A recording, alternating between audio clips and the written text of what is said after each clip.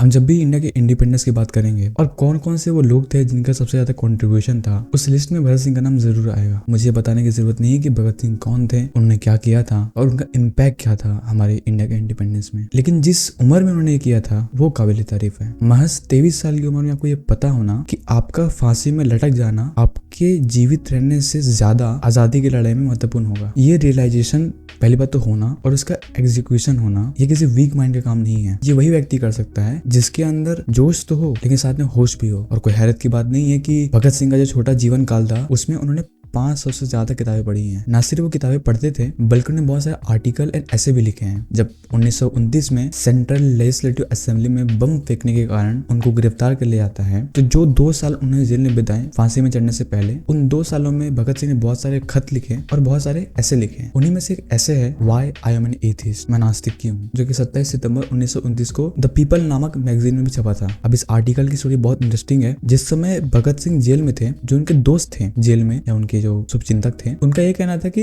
भगत सिंह को अपने अंतिम दिनों में भगवान से प्रार्थना करनी चाहिए। और भगत सिंह का कहना था कि मैं तो नास्तिक हूँ, मैं तो ईश्वर की सत्ता को नकारता हूँ, मैं फिर प्रार्थना क्यों करूँ। तो उनके दोस्तों का कहना था कि भगत सिंह अहंकारी हो गया है और भगत सिंह घमंड के कारण ईश्वर के अस्तित्व को नकारता है। और इसी भूमिका को ध्यान में रखते हुए ये पूरा निबंध लिखा गया है। ये ऐसे करीब 10 से 11 पेज का है, जिसमें शुरू का पहला भाग इस बारे में है कि कैसे भगत सिंह नास्तिक बने, मतलब कि उनकी जर्नी क्या रही नास्तिक बनने की। दूसरे भाग में भगत सिंह वो तर्क सामने रखते हैं कि जिन तर्कों के आधार पर वो अपनी नास्तिकता सिद्ध करते हैं। Me being a philosophy student, मुझे उनके लेख के लिटरेरी एंड बायोग्राफिकल एस्पेक्ट में कम और फिलोसॉफिकल एस्पेक्ट में ज्यादा इंटरेस्ट है। इसलिए मैं इस वीडियो में मेनली फोकस करूंगा जो तर्क, जो आर्गुमेंट्स भगत सिंह पेश करते हैं अपनी एथिज्म या फिर अपनी नास्तिकता को प्रूव करने के लिए। ना फिलोसफी ऑफ रिलीजन में एग्जिस्टेंस ऑफ गॉड को लेकर बहुत ज्यादा डिबेट है। एंशिएंट टाइम से लेकर आज तक इस क्वेश्चन पर बहुत काम हो रखा है, from both the side, from theistic side and from the atheistic side. Because I am going to analyse Bhagat Singh argument, तो हम ऑफ कोर्स सारे एक्सपेक्ट तो कवर नहीं करेंगे, उन्हीं एक्सपेक्ट्स पर बात करेंगे जो कि भगत सिंह अपने लेख के सेकंड हाफ पर कवर करते हैं। चूंकि मैं इस वीडियो में केवल उनके आर्गुमेंट्स पर बात करूंगा, इसलिए मैं भगत सिंह के थोड़े से पर्सनल रिमार्क्स या उनका जो सटायर हो गया रिलीजन को लेकर, उनसे थोड़ा दूर रहूंगा। बाय द वे बहुत फनी है, but because I am trying to be as objective as possible, इसलिए मैं उन चीजों को साइड लाइन करूंगा। एंड अगर आप चाहते हो आप उनका मजा लेना, मैं डिस्क्रिप्शन में फुल आर्टिकल का लिंक हिंदी और इंग्लिश दोनों में दे रहा हूँ, तो आप जाकर उसे पढ़ सकते हैं। एंड ज्यादा अच्छा ये होगा कि आप उसे पढ़कर ये वीडियो देखें तो आपको और समझने में आसानी होगी। Before examining Bhagat Singh arguments, existence of God को लेकर जो डिबेट है उसमें कुछ की टर्म्स यूज करते हैं हम। पहले उन टर्म्स को समझना बहुत जरूरी है ताकि हम बाकी के आर्गुमेंट्स को अच्छे से समझ पाए। सबसे पहले तो ये कि एथिज्म है क्या, नास्तिकता हम किसे कहेंगे। ना इसको लेकर बहुत डिबेट है कि डेफिनेशन क्या है एथिज्म को लेकर। तो जो डेफिनेशन मैं फॉलो करूंगा या फिर क्यों मैं ये डेफिनेशन ले रहा हूँ, इसको अगर आपको समझना है तो डिस्क्रिप्शन में मैं एक लिंक दे रहा हूँ आर्टिकल का, जो कि स्टैनफोर्ड इंसाइक्लोपीडिया से है, जो कि फिलोसफी की दुनिया में एक वेल रिस्पेक्टेड सोर्स माना जाता है। एंड उसके अलावा ग्राहम ओपी की एक बुक है एथिज्म द बेसिक्स, मैं इसका भी सहारा ले रहा हूँ एथिज्म को डिफाइन करने के लिए। जो एथिज्म है या फिर जो थीज्म है, ये कहाँ से निकलता है? सो ये क्वेश्चन से निकलता है। जो क्वेश्चन है डज गॉड एग्जिस्ट, इस क्वेश्चन का अगर आंसर आप पॉजिटिव में देते हो कि यस गॉड डज एग्जिस्ट, वो थीज्म कहलाएगा या फिर वो बंदा थीस्ट कहलाएगा। अगर इसका आंसर आप नेगेटिव में देते हो कि no God does not exist, आप एथिस्ट होंगे और वो एथिज्म की तरफ ले जाएगा। अगर आप कहते हैं कि I don't know, so either you are agnostic और इनोसेंट। अब ये एग्नोस्टिक क्या है? एग्नोस्टिक वो बंदा है कि जिसने दोनों प्रोपोजिशंस कि God does exist and God does not exist, इन दोनों को एंटरटेन किया, इन दोनों के जो पक्ष और विपक्ष में जो आर्गुमेंट है उसको सुना और उसके बाद ये कंक्लूड कर रहा है कि मैंने जितना भी सुना, मैं जितना भी समझा, उसके आधार पर मैं कह रहा हूँ कि मुझे नहीं पता। इनोसेंट की कैटेगरी में वो लोग आ जाएंगे जिन्होंने ये प्रोपोजिशन डज गॉड एग्जिस्ट इसको कभी एंटरटेन ही नहीं किया। बच्चे या फिर वो लोग जो पागल है थोड़ा सा, या फिर वो लोग जिनका दिमाग इतने अच्छे से काम नहीं करता है, या फिर वो ट्राइब या फिर वो लोग जो कि दुनिया के ऐसे हिस्से में रहते हैं जहाँ गॉड का कॉन्सेप्ट कभी गया ही नहीं, तो वो लोग इनोसेंट की कैटेगरी में आ जाएंगे। आई होप ये डिस्टिंक्शन क्लियर हुआ होगा। गॉड डज नॉट एग्जिस्ट ये प्रपोजिशन ही एथिज्म को डिफाइन करेगा। मैं अगेन इंटरनेट के लिंगों में नहीं जा रहा हूँ, वहां पर लैक ऑफ बिलीफ को भी एथिज्म बोला जाता है। And I am not saying कि वो रॉन्ग है, इट्स जस्ट दैट कि जब हम फिलोसफी एकेडमिक लेवल पर करते हैं तब हमको प्रिसाइज होना पड़ता है, उस डेफिनेशन को लेते हैं जो कि वेल एक्सेप्टेड है। एंड मैं इसी डेफिनेशन पर भगत सिंह के आर्गुमेंट तोलूंगा। इससे पहले कुछ और चीजें भी ध्यान में रखते हैं कि what are the ways in which we can prove that God does not exist. Philosophy में एक बहुत लंबी डिबेट है कि क्या हम किसी चीज के नॉन एग्जिस्टेंस को प्रूव कर सकते हैं नहीं। अब एक खेमा कहता है कि हाँ कर सकते हैं, एक खेमा कहता है कि नहीं ये पॉसिबल नहीं है। I am going to talk about atheism which is the belief that God does not exist, जहाँ पर हमको गॉड के नॉन एग्जिस्टेंस को प्रूव करना है, इसलिए हम पहले खेमे की बात सुनेंगे। तो या फिर जो लोग मानते हैं कि हम नॉन एग्जिस्टेंस को प्रूव कर सकते हैं, उनका यह कहना है कि दो तरीकों से हम ये प्रूव कर सकते हैं। पहला तो है थ्रू लॉजिकल कॉन्ट्रडिक्शन, मतलब कि जिस चीज को प्रूव करना है कि ये एग्जिस्ट नहीं करता, अगर आप उस चीज में लॉजिकल कॉन्ट्रडिक्शन दिखा दो तो प्रूव हो जाएगा। एग्जाम्पल के लिए सर्कुलर रेक्टेंगल, ये जो शेप है या फिर ये जो चीज है, ये चीज एग्जिस्ट नहीं कर सकती by the definition of circle and rectangle. So हमने दिखा दिया कि सर्कुलर रेक्टेंगल है वो एक लॉजिकल कॉन्ट्रडिक्शन है। सो जो अब्सर्डिटी है उसे प्रूव हो जाता है कि ये चीज एग्जिस्ट नहीं कर सकती। ना दूसरा तरीका है वो थोड़ा सा अलग है, इसमें हम ये प्रूव करने की कोशिश करते हैं कि तुम जिस चीज को एक्सप्लेन करने के लिए उस चीज को मान रहे हो, अगर मैं वही चीज उसी तरीके से या फिर ज्यादा अच्छे से एक्सप्लेन करूं उस चीज को माने बिना, सो दैट विल प्रूव कि वो चीज अननेसेसरी है। अगर इसको समझना है तो ऐसा समझ सकते हैं कि 19वीं सेंचुरी के एंड में जो फिजिक्स की दुनिया थी वो सब एक ल्यूमिनिफ्यूरस ईथर को मानते थे। आई डोंट नो मैं इसे प्रोनाउंस सही कर रहा हूँ नहीं कर रहा हूँ, बट ईथर को मानते थे। ईथर क्या था? ईथर एक ऑब्जेक्ट था, a stable, invisible, weightless, frictionless thing, जो कि एम्प्टी स्पेस में लाइट एज अ वेव को मूव करने के लिए मदद करता था, फिर उसके द्वारा ही जो है लाइट मूव कर पाती थी। ये एक हाइपोथेसिस, अभी ये एक प्रिंसिपल या फिर एक प्रकार से थ्योरी था और इसको लाइक वेल नोन थ्योरी था, इससे सब उस समय मानते थे। लेकिन जब 1887 में माइकलसन एंड मोरेली एक्सपेरिमेंट हुआ, इससे ये साबित हुआ कि ईथर जैसा कोई चीज तो है ही नहीं और ईथर के बिना भी हम फिजिक्स के सारी चीजों को अच्छे से एक्सप्लेन कर पा रहे हैं। मैं अगेन ये बहुत ही सिंपल लैंग्वेज में समझा रहा हूँ, इसमें खुद को मुझे इतनी अच्छी नॉलेज नहीं है। मैं जो भी सोर्सेज उपयोग कर रहा हूँ मैं वो तुम्हें डिस्क्रिप्शन में डाल दूंगा। बट कहने का मेरा ये पॉइंट है कि हम ईथर को इसलिए सपोज कर रहे थे क्योंकि हमको कुछ एक फिनोमेना एक्सप्लेन करना था। जब वही फिनोमेना उस चीज के बिना एक्सप्लेन हो जा रहा था तब हमने उस चीज को मानना छोड़ दिया। सो अब बात करते हैं टर्म गॉड की। हम गॉड कैसे डिफाइन करेंगे? गॉड हर रिलीजन में, हर सेक्ट में अलग तरीके से डिफाइन हुआ होता है, बट जो फिलोसफी ऑफ रिलीजन में जिस गॉड पर सबसे ज्यादा काम हुआ है वह ट्रेडिशनल थीस्टिक गॉड, जो कि ओमनी प्रेजेंट है, ओमनीपोटेंट है, ऑल बेनेवलेंट है, ओमनिशिएंट है and creator and the sustainer of the world है। सो ये 5 या फिर 6 एट्रीब्यूट्स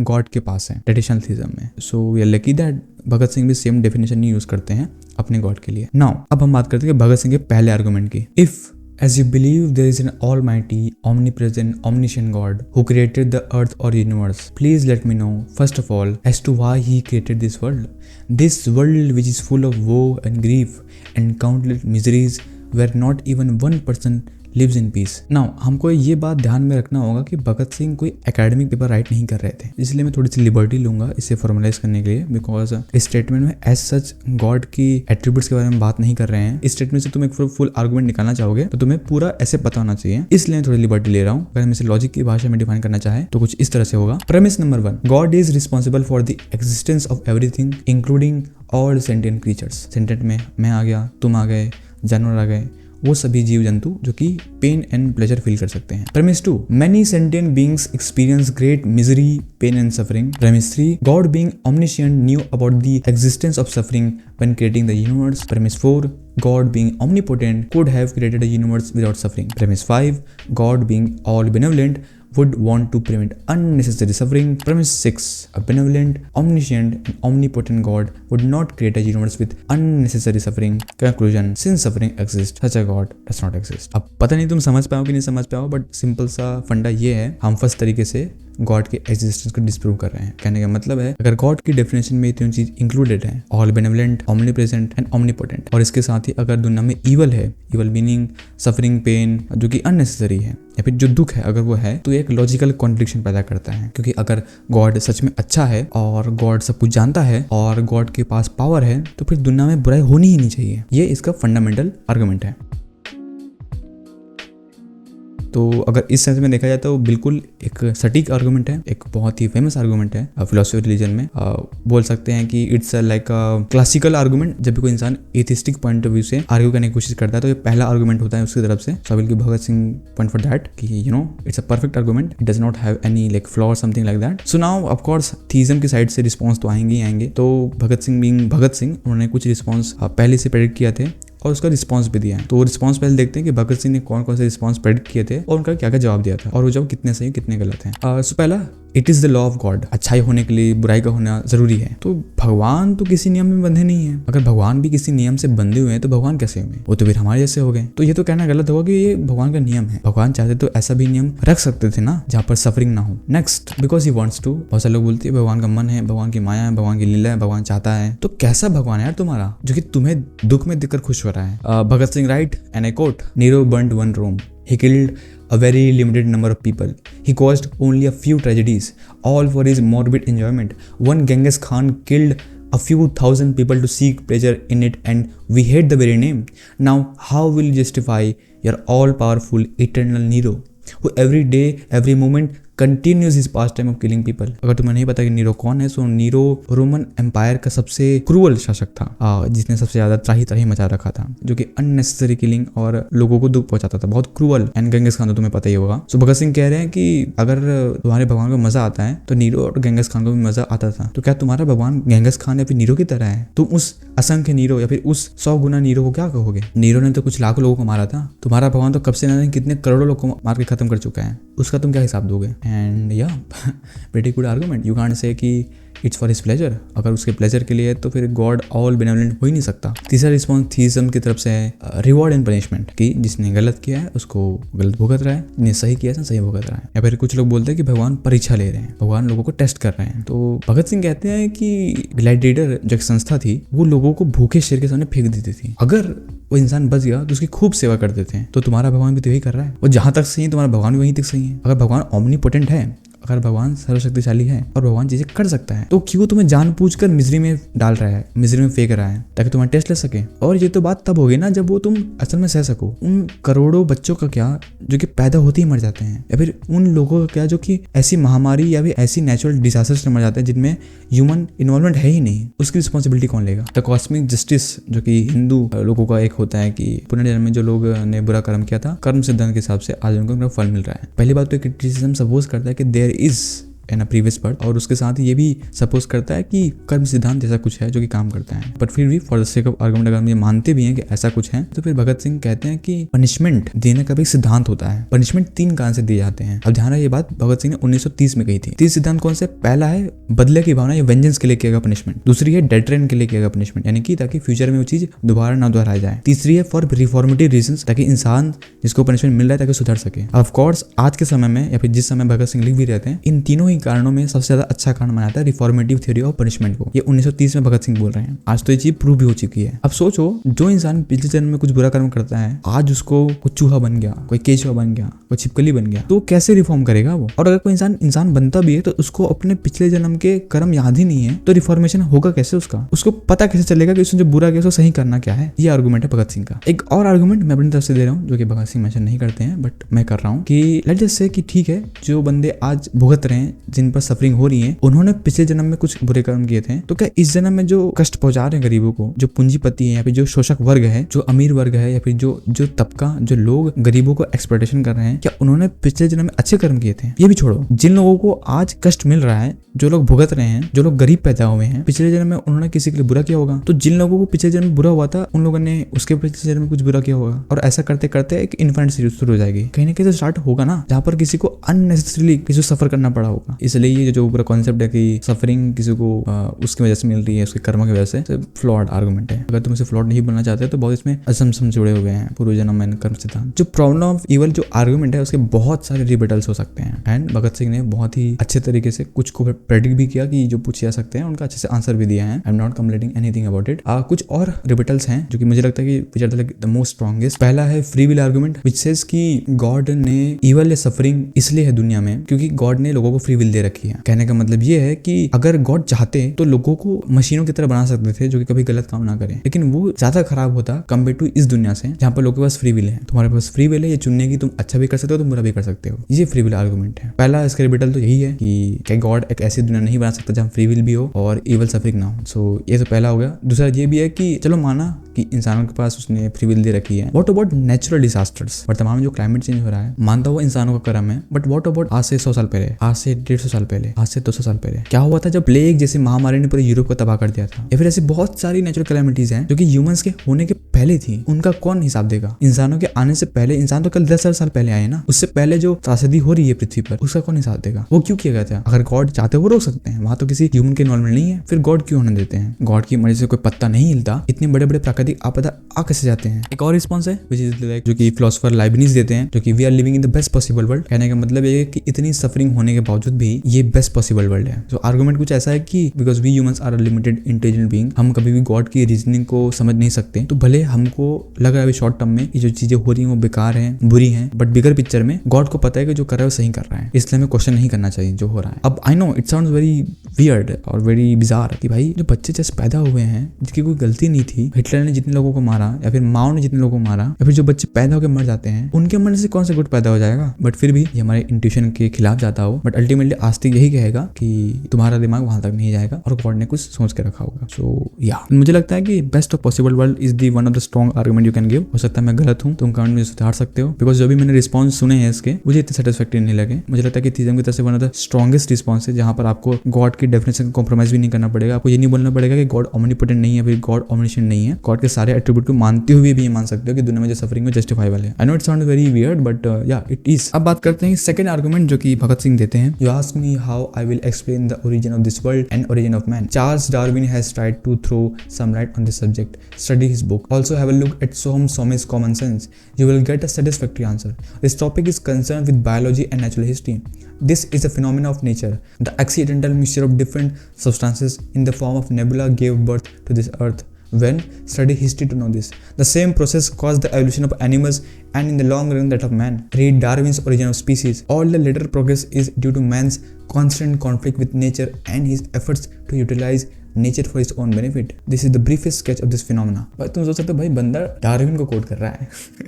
मुझे लगता है बहुत लंबी वीडियो हो चुकी है and I have very short time to explain. और चूंकि भगत सिंह ने भी कोई इसका फुल आर्गूमेंट नहीं दिया है, सो मैं भी तुम्हें ब्रीफ में समझाने की कोशिश करूंगा कि नेचुरलिज्म क्या है और किस तरह से ये आर्गूमेंट जो है गॉड की नॉन एग्जिस्टेंस को प्रूव करता है. अच्छा, ये समझने से पहले समझना पड़ेगा कि जो प्रॉब्लम ऑफ इवल वाला जो आर्गुमेंट था वो एक डिडक्टिव आर्गुमेंट था. कहने का मतलब ये है वहां पर जो कंक्लूजन मिला था प्रेमाइसेस के थ्रू वो एक श्योरिटी था 100%. अगर प्रेमाइसेस सही हैं और प्रेमाइसेस पर सब लोग अग्री करते हैं तो conclusion has to be true 100%. But inductive reason में क्या होता है कि हम जो है इंडिविजुअल इंस्टेंसेस को ऑब्जर्व करते हैं और उसके बेस में एक कंक्लूजन फॉर्म करते हैं जो कि प्रोबेबिलिटी के बेस में काम करता है कि 99% सही है. कभी भी एक इंडक्टिव आर्गुमेंट या फिर कभी भी एक इंडक्टिव कंक्लूजन 100% सही नहीं हो सकता. और इंडक्टिव रीजनिंग ही तरीका है जिससे साइंस अपने हाइपोथेसिस क्रिएट करता है. नाउ मैं इसलिए बता रहा हूँ बिकॉज जो नेचुरलिज्म है या फिर जो नेचुरलिज्म जिसके काउंटर में दिया जाता है, यानी कि the argument from design, the fine tuning argument, जो कि थीस लोग देते हैं इस दुनिया को एक्सप्लेन करने के लिए, वो भी एक हाइपोथेसिस ही है, वो भी एक इंडक्टिव आर्गुमेंट है. अब नेचुरलिज्म अगर तुमको नहीं पता तो मैं ब्रीफ में समझा दूं कि मतलब कि जो भी फिनोमिना है दुनिया का, हम उसे नेचुरल बेसिस में समझा सकते हैं. हमको सुपर नेचुरल डीटी के पास जाने की जरूरत नहीं है, फिर उसे सपोज करने की जरूरत नहीं है. तो मैं इसके थोड़ा सा एक अलग वर्जन तुम्हें समझाने की कोशिश करता हूँ. एक फिनोमिना को समझाने के लिए दो थ्योरी काम कर रही हैं. हम किसी एक थ्योरी या फिर एक हाइपोथेसिस को क्यों प्रेफरेंस देंगे? फॉर दो रीजन. जो हाइपोथेसिस कम चीजों को सपोज करके इसके ऑन्टोलॉजिकल असम्पशंस कम होंगे बट इसकी एक्सप्लेनेशन पावर ज्यादा होगी, हम उसको प्रेफर करेंगे. अगर आर्गुमेंट फ्रॉम डिजाइन या फिर फाइन ट्यूनिंग आर्गुमेंट जो कि दुनिया के प्रोसेस को एक्सप्लेन करने के लिए दिया जाता है, जो कि ऑफकोर्स जो कि गॉड को सपोज करता है, और नेचुरलिज्म जो कि गॉड को सपोज नहीं करता है, तो लेट अस सपोज कि दोनों थ्योरी दुनिया को 100% एक्सप्लेन करती हैं, जो कि नहीं करती. कोई भी थ्योरी दुनिया के हर फिनोमेना को 100% एक्सप्लेन नहीं करती, but for the sake of argument कहते हैं कि दोनों की दोनों थ्योरी एक्सप्लेन करती है दुनिया को. तो किसको प्रेफरेंस देंगे? तो ऐसा सेड कि हम नेचुरलिज्म को प्रेफरेंस देंगे. हम नेचुरलिज्म को कहेंगे कि वो ज़्यादा अच्छा है क्योंकि वो गॉड जैसी सुपर नेचुरल चीज़ को सपोज नहीं करता. उसके ऑन्टोलॉजी में अभी उसके फिलॉसफी में एक एक्स्ट्रा चीज़ नहीं रखी हुई है. अगर हम नेचुरलिज्म की बात करते हैं तो अभी भी नेचुरलिज्म बहुत सारी चीज़ों को एक्सप्लेन नहीं कर पाया, जैसे कि कॉन्शियसनेस को, अभी बहुत सी चीज़ों को. तो ये थीस लोग कहते हैं कि देखो नेचुरलिज्म इस चीज़ को समझाने के लिए असमर्थ है और हम इसको समझा सकते हैं गॉड के थ्रू कि गॉड ने ऐसा किया होगा, गॉड ने ऐसा किया होगा. तो ये उनका मेजरली रिस्पॉन्स होता है. अब आई गेस मैंने तुम्हें प्रीटी मच मैंने तुम्हें समझा दिया है कि क्या चीज़ है क्या नहीं है. द थिंग इज कि नेचुरलिज्म के बहुत सारे वेरिएशन है, same with fine tuning argument के. ये वीडियो ऑलरेडी इतनी लंबी हो चुकी है, मेरे पास समय नहीं है कि मैं तुमको वो भी चीज़ समझाऊँ. हो सकता है मैं कभी फ्यूचर वीडियो में इस पर डिटेल वीडियो बनाऊँ. बट द थिंग इज़ कि जो इस वीडियो से ट्राई करना चाहते थे वो था कि भगत सिंह ने जो आर्गुमेंट दिए थे क्या एथिज्म के लिए, क्या वो अच्छे हैं, क्या वो लॉजिकल हैं, क्या वो होल्ड करते हैं, क्या उनकी कंसिस्टेंसी है. एंड एज ए सेड कि नॉन एग्जिस्टेंस ऑफ गॉड को प्रूव करने के लिए दो तरीके हैं, एंड भगत सिंह दोनों तरीकों को सामने रखते हैं और बहुत अच्छे तरीके से वो अपनी पोजीशन को होल्ड करते हैं। सो इन दिस रिगार्ड अगर मुझे रैंक करना हो या फिर मुझे एक प्रकार से पॉइंट देना हो, आई will give Bhagat Singh 7 out of 10। अब इसलिए कर रहा हूँ बिकॉज कुछ रिस्पॉन्सेज भगत सिंह भूल गए थे प्रॉब्लम ऑफ इवल को लेकर, इसलिए क्योंकि मुझे लगता है वो रिस्पॉन्स ज़्यादा मेजर है, फिर वो रिस्पॉन्स ज़्यादा लोग देंगे। ऑफकोर्स रिस्पॉन्सेज तो बहुत सारे हो सकते हैं, बट बिकॉज जो फ्री विल आर्गूमेंट है थीस लोगों का और जो believing in the best possible world, जो कि मुझे पर्सनली लगता है कि बहुत स्ट्रॉन्ग आर्गूमेंट है। नेचुरलिज्म को उन्होंने खुद एक्सप्लेन नहीं किया बहुत अच्छे से, लेकिन फिर भी उसके अलावा भी अगर मैं इन सब चीज़ों को हटा दूँ, एक अच्छी खासी पोजीशन एथिज्म को लेकर वो होल्ड करते हैं, जो कि लॉजिकली रिग्रेस है, कोई होल नहीं उसमें, वो अच्छे से अपनी पोजीशन डिफेंड भी करते हैं। So this was a video, कुछ बस नया ट्राई करने की कोशिश किया था। दूसरी बार रिकॉर्ड कर रहा हूँ, घंटा भर का रिकॉर्डिंग हो गया भाई, एडिट कैसे करूँगा मैं। बट आई होप कि तुम्हें ये वीडियो पसंद आया हो, एंड या चश्मा लग गया मुझे। और कुछ तो नहीं है कैसे बताने के लिए। या मैं मिलता हूँ मैं नेक्स्ट वीडियो में, या जल्दी।